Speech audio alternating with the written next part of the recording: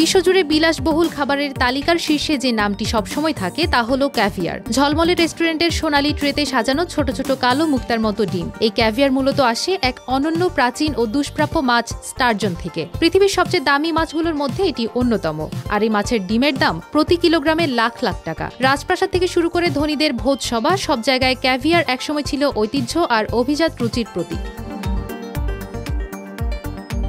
Sturgeon মাছকে বিজ্ঞানীরা বলে থাকেন জীবন্ত জীবাশ্ম, কারণ এই প্রজাতির ইতিহাস প্রায় ২০ কোটি বছর পুরনো, অর্থাৎ ডাইনোসরের যুগ থেকেই এদের অস্তিত্ব পৃথিবীতে। উত্তর গোলার্ধের নদী, হ্রদ ও সমুদ্রের ঠান্ডা পানিতে এই বিশাল আকারের মাছের বসবাস। কিছু স্টারজন দৈর্ঘ্যে ৬ মিটার পর্যন্ত বড় হয় এবং ওজনে পৌঁছায় প্রায় ১ টন পর্যন্ত। তবে তাদের সবচেয়ে মূল্যবান অংশ হল ডিম, যা থেকেই তৈরি হয় বিশ্বের সবচেয়ে দামি খাবার ক্যাভিয়ার।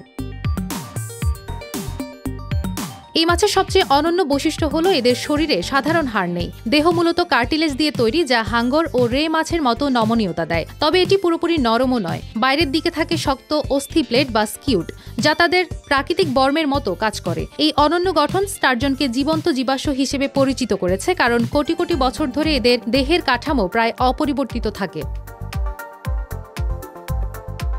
স্টারজন প্রজাতির মধ্যে সবচেয়ে বিখ্যাত হলো বেলুগা, ওসেত্রা এবং সেভরুগা। এর মধ্যে বেলুগা স্টারজন থেকেই তৈরি হয় আলমাস ক্যাভিয়ার, যার দাম প্রতি কেজিতে প্রায় ২৫,০০০ থেকে ৩৫,০০০ মার্কিন ডলার, বাংলাদেশি টাকায় যা প্রায় ৩০ থেকে ৪০ লাখ টাকা। এই ডিমগুলো সাধারণত হালকা লবণ দিয়ে সংরক্ষণ করা হয় এবং বিলাসবহুল খাবার হিসেবে পরিবেশন করা হয় টোস্ট বা ব্লিনির সঙ্গে। তবে এই বিলাসের আড়ালে রয়েছে উদ্বেগের গল্প।